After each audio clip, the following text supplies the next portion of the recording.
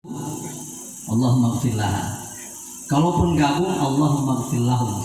Sekarang perempuan 33. Jadi Pak Imam manbo mau silitalimam tatambulinga.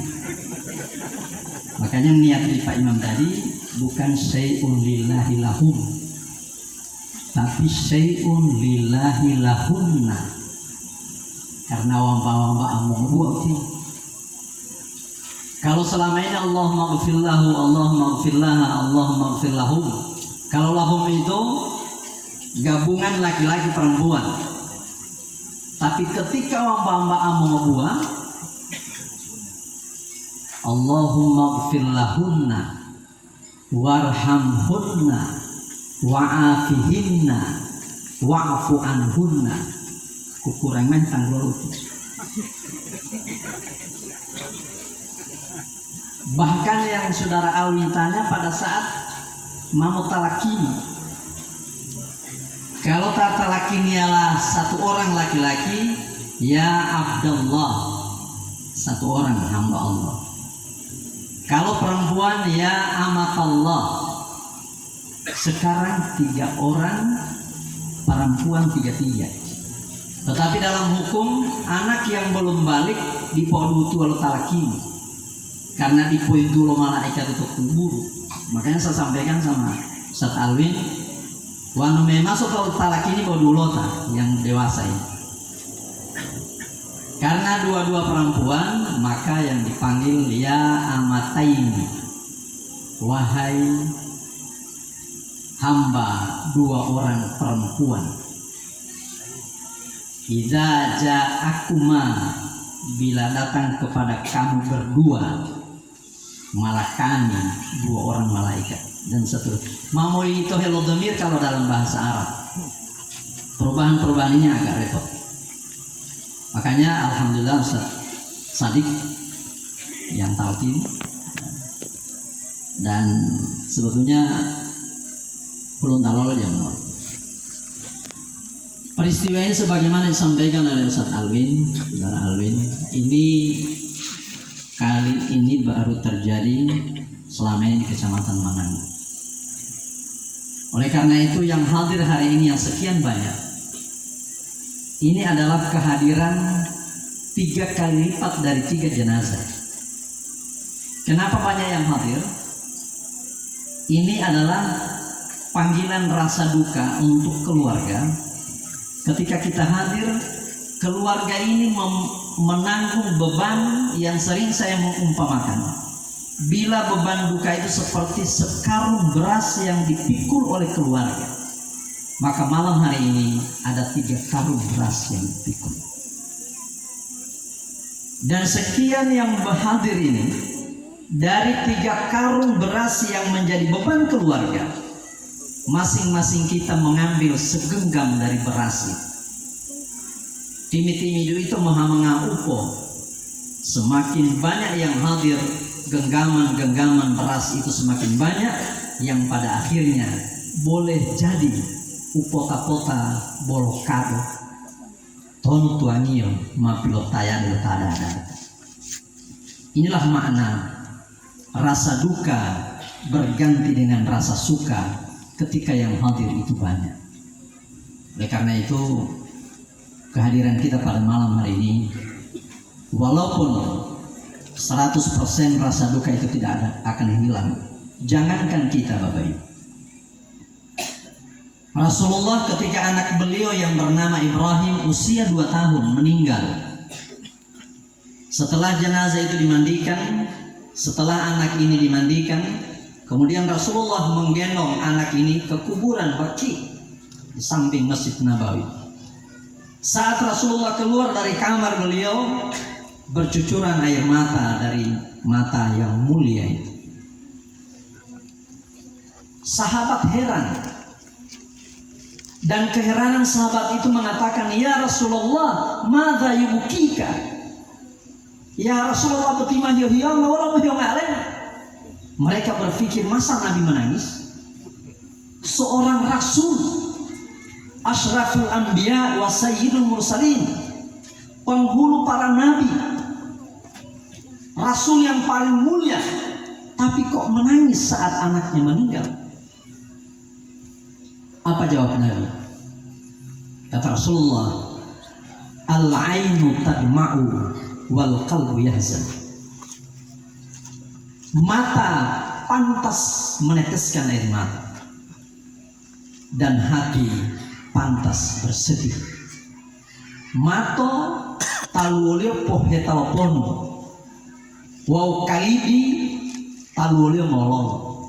Udia mual itu kata Nabi, laisa minna man darabal hududa wa syaqqal juyuba wa da'a bi da'watil jahiliyah. Udia mual itu ketika ada yang meninggal lalu darabal hududa, menampar-nampar wajah, wasakkal juyuba, mengangang durbo, wada'a bidakwatil jahiliyah, wa bisalamat. Itu yang dilarang oleh Rasulullah. Laisa minna, dia mewaita to ummatiku wan otolalota atoliango melalam balilaku mengangang durbo, wa bisalamat. Itu yang tidak boleh. Oleh karena itu saya masih ingat rumah ini jadi saksi untuk kami dengan keluarga ini 50 tahun yang lalu.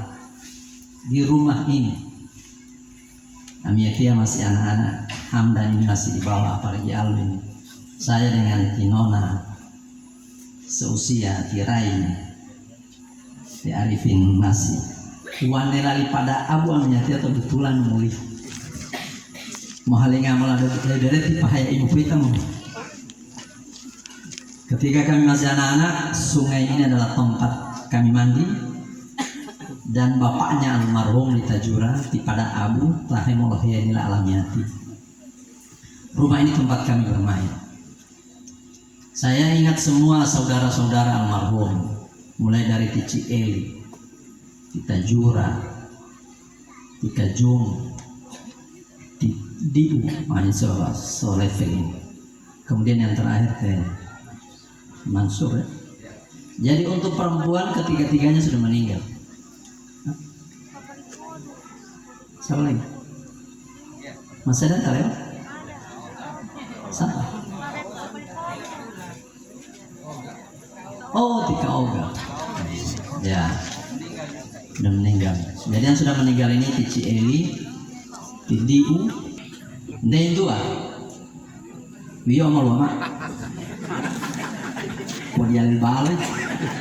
Sholat tidak siap untuk menyusul. Padahal kita sudah berucap kita jurang melemulo, tanpa kita sadari bahwa kita akan menyusul. Itu sesuatu yang pasti. Bapak Ibu, besok Rabu sore itu saya sempat membuat surat tugas untuk salah seorang staf saya di kantor, Saudara Irfan Abolo, Dinas Kekanwil Provinsi Gorontalo. Hari Rabu sore pulang kantor pakai motor, goncengan dengan driver saya di kantor yang waktu saya ke kota. Ini driver ini dia tidak tahu kalau saya ke kota. Karena SMA Talaga, di samping SMA Talaga itu ada puskes, di depannya itu ada lorong, di balik di belakang toko itu, di situ rumah orang tua. Kemarin sore saya takziah di situ, kematian dan mati ditampar. Menurut cerita yang kami dengar, memang seperti itulah kematian. Jadi mobil ini, Mikrolet ini, agak ambil posisi kanan, sehingga saat di tempat yang sama, itu posisi motor ada di situ. Jadi diseret, motor itu hancur, kepalanya pecah, mati ditampar. Usia 30 tahun, kelahiran 92, anak 2. Saya ingin membawakan beberapa kisah untuk meyakinkan kita. Jadi hadis yang saya kemukakan begini. Rasulullah katakan begini, idza aradallahu qabda 'abdin bi ardin ja'ala ilaiha hajatuh. Bila Allah telah menetapkan kematian seseorang di suatu tempat, maka Allah akan buatkan jalan untuk orang itu sampai ke tempat di mana ajalnya menanti. Saya dengar cerita dari Ustazah Nilda, ini anak yang kecil ini katanya mabak balak. Bolo pilaku salingul ada Pak Buat. Kalau ada yang bilang sebenarnya memang hetahnya lami tinggal boleh paku saling lagi. Buan dialona itu dia laku. Nah ini hati-hati bahasa. Pernah suatu ketika Nabi Sulaiman alaihissalam sedang pidato begini. Selesai ceramah, ada seorang pemuda mendekat kepada Nabi Sulaiman. Kemudian mengatakan, ya Nabi Allah, ketika Tuhan sedang ceramah, saat Tuhan menyampaikan materi ceramah, watia dia mepoyo. Karena saya lihat di samping kiri Tuhan ada seseorang yang berdiri, dan orang itu menatap saya dengan tatapan tajam, dia pelototi saya, sehingga hati saya bergetar. Lalu muncul sebuah kecurigaan, jangan-jangan itu malaikat Israel. Kata Nabi Sulaiman, memang benar, waktu saya ceramah ada Israel di samping kiri saya. Bengau wahile ulam. Kalau demikian ya Nabi Allah, karena Israel ini menatap saya, jangan-jangan dia akan mencabut roh saya. Kata Nabi Sulaiman, mungkin. Kalau demikian ya Nabi Allah, dengan mukjizat yang Allah berikan kepada Tuhan, tolong perintahkan angin untuk menerbangkan saya ila muntahal Hindi, ke perbatasan negara India yang paling jauh dari Mesir, agar saya selamat dari intayan Israel. Atas permintaan pemuda itu dan atas mukjizat yang Allah berikan kepada Nabi Sulaiman perintahkan angin untuk menerbangkan pemuda ke tempat yang jauh agar dia terhindar dari intayan Israel. Betapa girang hati pemuda ini pada saat diterbangkan oleh angin. Apa yang terjadi Bapak Ibu? Begitu angin menurunkan pemuda ini ke tempat yang dimaksud, ternyata Israel tadi itu sudah menanti dia di tempat. Maula kata itu ke Israel, kemudian mengatakan, ya syab, wahai pemuda, sesungguhnya Allah telah menetapkan ajalmu di tempat ini, bukan di sana. Oleh karena itu sengaja saya takuti kamu agar minta diterbangkan ke tempat ini, karena memang Allah tugaskan saya mencabut rohmu di sini, bukan di sana. Maka dicabutlah roh pemuda itu. Makanya Allah teh merungai ceramah dia mepoyo balisa lima keker yang dari Israel. Makanya dia kalau ada tadi mengajar di poemo dengan hadis Rasulullah tadi, idza aradallahu qabda 'abdin bi ardin ja'ala lahu ilaiha hajat. Bila Allah telah menetapkan ajal seseorang, maka akan ada saja yang mengantarkan orang itu ke tempat di mana ajal telah ditetapkan. Dan ingat Ibu Bapak, la mauta illa bil ajal. Ini keyakinan kita. Tidak ada kematian kecuali bila sudah ajal. Coba dari 5 penumpang yang ada di via Hasan yang bawa, padahal dia paling di depan. Sementara ini ada di antara yang 3 ada di situ. Tapi ternyata yang meninggal hanya 3, 2 dalam kondisi seperti ini, tidak meninggal. Maka kesimpulan jawaban kita adalah yang 3 ini sudah ajal, dan yang dua belum. Wanulusilitas sebenarnya ini bahasa tahyo akayal sabab tanawwatil asbab wal maut wahid. Timi-timi dupate pembutuan Allah Ta'ala sabab herupa-rupa sababul pate, padahal pate itu bohong rupa. Mungkin masih ingat atau keluarga ada di sini ketika almarhum Pak Syamsuddin ada kecelakaan di Bok perbatasan Pak Alhamdulillah, perbatasan Bolimutua dengan Tapada. Di situ ada Bok dulu, sekarang sudah tidak dilalui lagi. Bok itu kalau kita belok kanan masuk wisata, kalau dari Tapada belok kiri masuk wisata. Di situ jalan dulu. Pernah terjadi peristiwa tabrakan motor Fish Air dengan trek beberapa tahun yang lalu. Waktu saya masih di Bualem. Begitu peristiwa terjadi, saya ada di tempat itu. Kira-kira jam 7 pagi. Saya begitu ramai orang di situ, saya parkir motor saya. Saya berdiri dengan kepala desa Belutu Pak Aston. Saya berdiri di situ. Sampai Amiatia menyaksikan tahemuhimo auto kepala pecah. Ya auto lalu tahu Pak. Saya tanya apa itu? Itu Ustaz, kepala pecah. Saya tanya, bolong melati. Ada Ustaz sebenarnya. Wano motor itu letih dulu ya. Kan di situ ada jalur air, sehingga kalau kita lewat di agak ke pinggir itu kan palung-palung main motor. Nah, alih motor itu kan letih dulu ya ngope. Wow, auto letih dulu ya di mana? Ya buat Ustaz.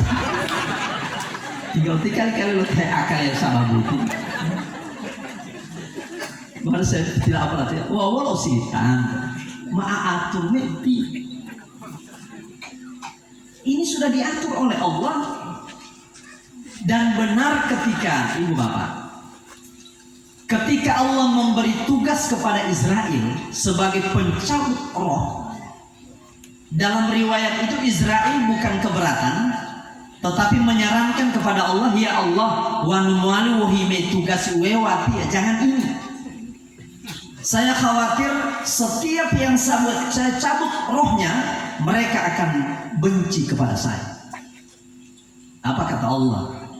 Terimalah tugas ini. Tidak akan ada yang ingat tugasmu saat mencabut roh. Kenapa? Karena setiap kematian aku akan buatkan sebab, dan perhatian orang akan tertuju kepada sebab. Detono tak mau tanggulan te Israeluan tepate. Tidak pernah. Gara-gara le Israel tidak ada. Hampir tidak ada. Padahal yang berperang di situ adalah Israel. Yang bertugas di situ Israel. Tetapi itu dilupakan oleh Allah untuk kita, karena itu janji Allah kepada Israel. Terimalah tugas ini. Tidak akan ada orang yang mempersoalkan tugasmu ini ketika kematian datang merenggut seseorang. Kenapa? Karena aku akan buatkan sebab untuk itu. Dan sehat. Berarti batal jawaban yang pertama. Dari sisi mana kita mengatakan lebih banyak susah? Orang lebih menilai susah mengelola dosa. Dia sikit salib dan bapak kali malita dia. Tapi apakah kita mengabaikan nilai sebuah kesehatan? Sementara sehat ini adalah nikmat yang luar biasa. Sampai saya sering menawarkan begini, ibu bapak, ibu, ini uang 1 miliar, 1 miliar tidak ada. Di pernah untuk uang 1 miliar itu mungkin ada cuma dalam impian, itu pun sudah terhapus.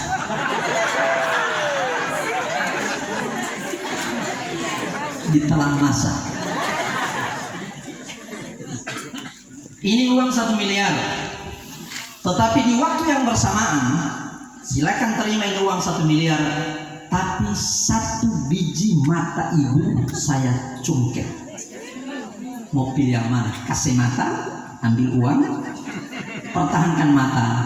Pengelola tidur. Mau pilih yang mana? Mata. Berarti 1 biji mata tidak senilai dengan harga 1 miliar. Apa kita masih mengatakan susah lebih banyak? Kalau hanya karena uang, ini 1 miliar. Itulah makna di antara kandungan ayat wa fi anfusikum afala tubsirun. Nikmatil Allah taala pematangan dulu dia hepok bilahu. Kita lupa bahwa persendian tangan, persendian yang ada di tubuh kita ketika enak menggenggam, karena sudah sering-sering menggenggam, lalu kita lupa kalau pergelangan yang bisa menggenggam itu adalah sebuah nikmat. Kapan kita rasakan nikmatnya persendian ini berfungsi dengan normal? Saat sudah tidak bisa menggenggam karena ada penyakit asam urat.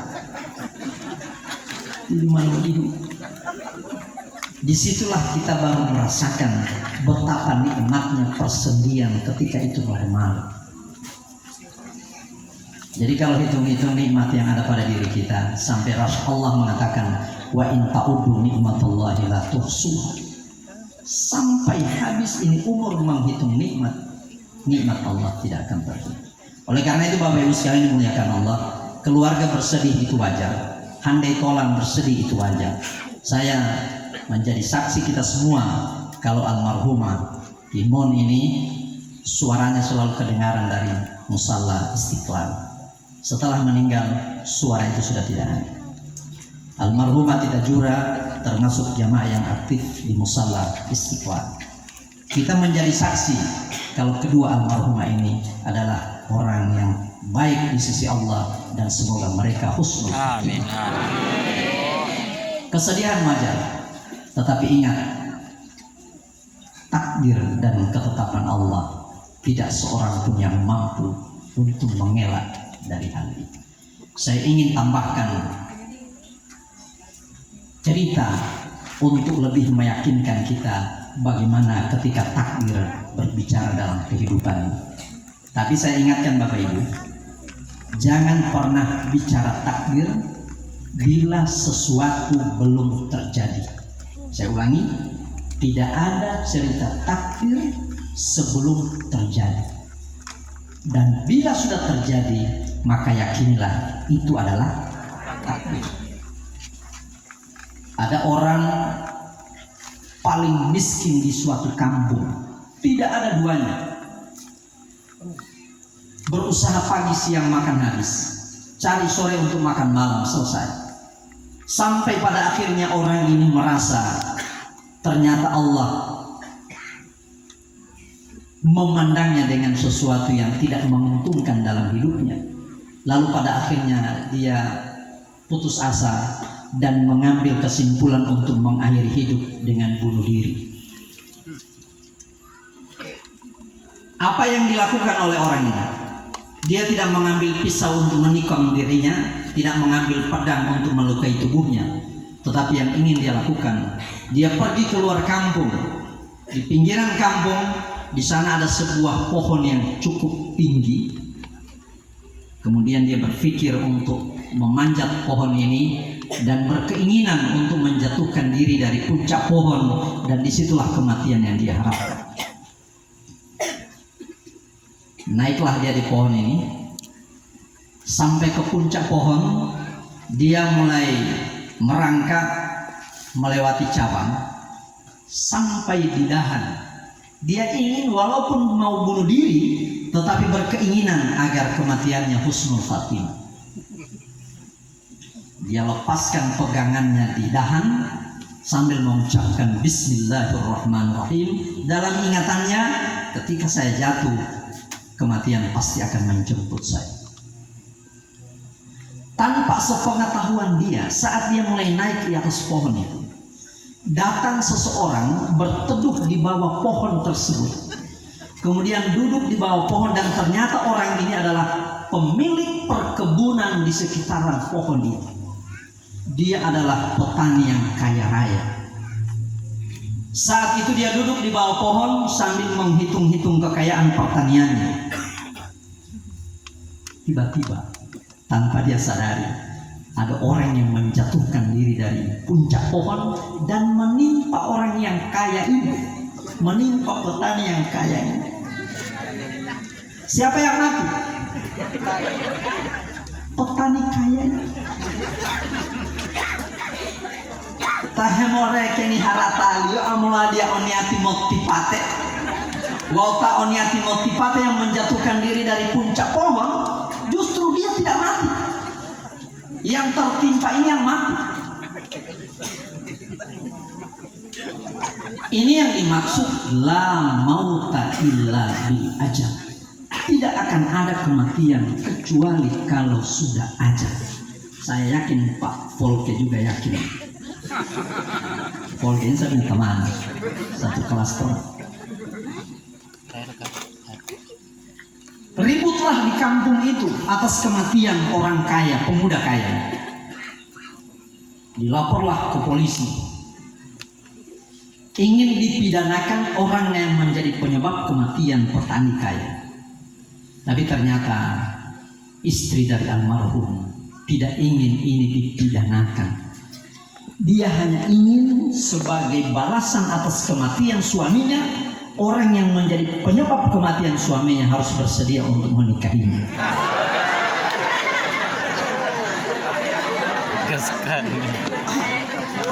Karena ini tuntutan keluarga, apa boleh buat, dia harus terima. Menikahlah dia dengan janda yang ditinggalkan oleh suami yang kaya. Setelah dia menikah, ada yang iseng bertanya, "Olol, dia bodong kok hilang waktu kita?" Dilalam, tidak. Seperti itulah aja. Orang yang minum racun, tidak semua yang minum racun itu mati, kecuali bertepatan dengan ajal. Sehingga saya sering mengatakan, racun tidak akan mematikan ketika diminum oleh orang yang belum ajal. Obat akan berubah jadi racun ketika diminum oleh orang yang bertepatan dengan ajal. Jadi tolong vaksin.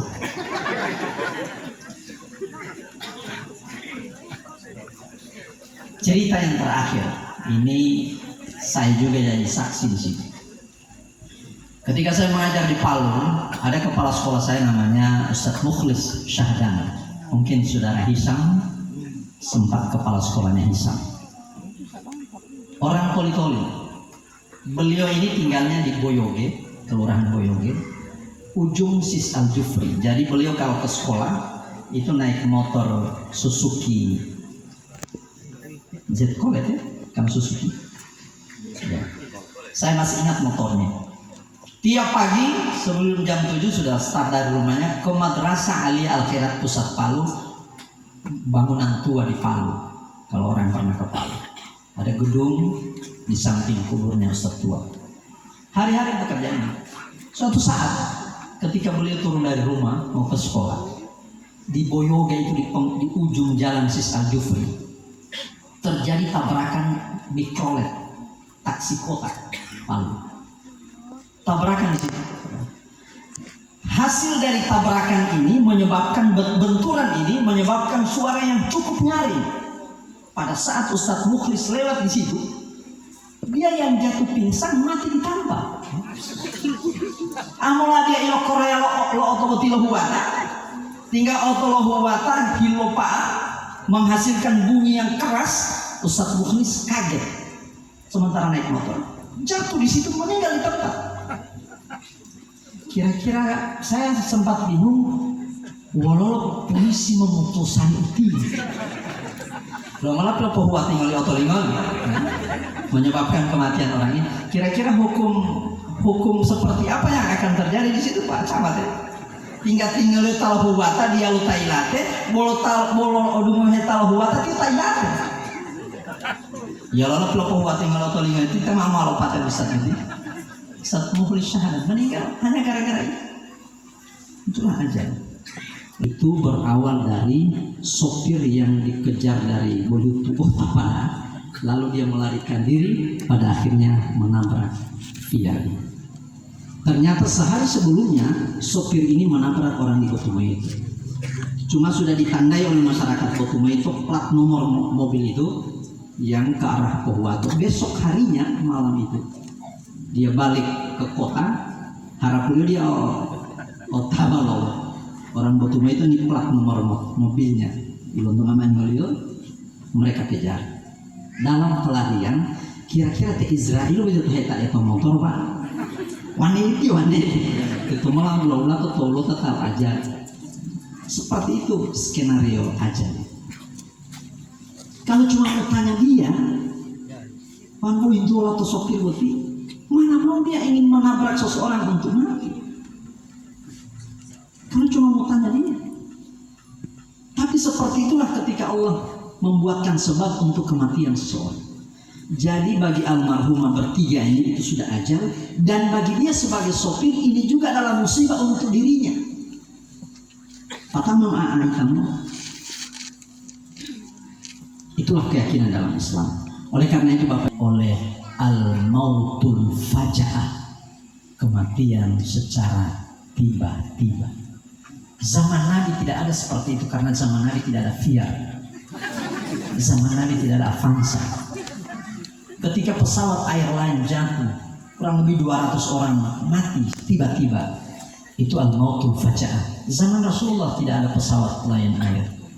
Oleh karena itu fasilitas yang ada di akhir zaman adalah fasilitas yang mengantarkan kita kepada al-mautul faja'ah. Ketika seorang pencuri mati di masjid, lalu orang mengatakan, mau tahu dogo piupate. Hindai itu adalah begini. Padahal yang mau tahu amplifier udah strong aja. Karena strong ini termasuk sarana untuk mengantarkan kita kepada al-mautul faja'ah. Itulah kematian. Oleh karena itu Bapak Ibu sekalian muliakan Allah, sangat pantas ketika yang hadir malam hari ini cukup banyak yang hadir karena saya menghitung kehadiran kita untuk kematian 3 jenazah. Kalau cuma sedikit yang hadir itu tidak